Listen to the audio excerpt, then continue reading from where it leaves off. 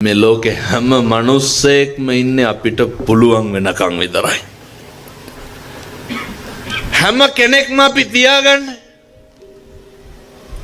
අපෙන් ප්‍රයෝජනයක් තියනකන් විතරයි. හැම කෙනෙක්ම අපි පාවිච්චි කරන්නේ මම මේ කියනවා පැහැදිලි ඇතිව යත්තන්ට. හැම කෙනෙක්ම අපි පාවිච්චි කරන්නේ පින්නතුනේ එයත්න්ගේ වැඩ කරලා දෙනකන් විතරයි.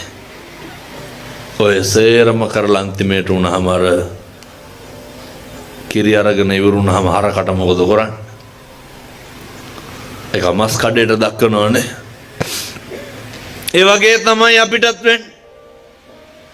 වැඩ අරගෙන ඉවරුනහම ආය අපෙන් වැඩක් නැති වුනහම ඒක දරුවෝ කියලා ભેදයක් නැහැ, ස්වාමියා කියලා ભેදයක් නැහැ. ඔය මරණකම් කණ්ඩ බොණ්ඩ දෙච්චරයි. මම දන්න ප්‍රසිද්ධ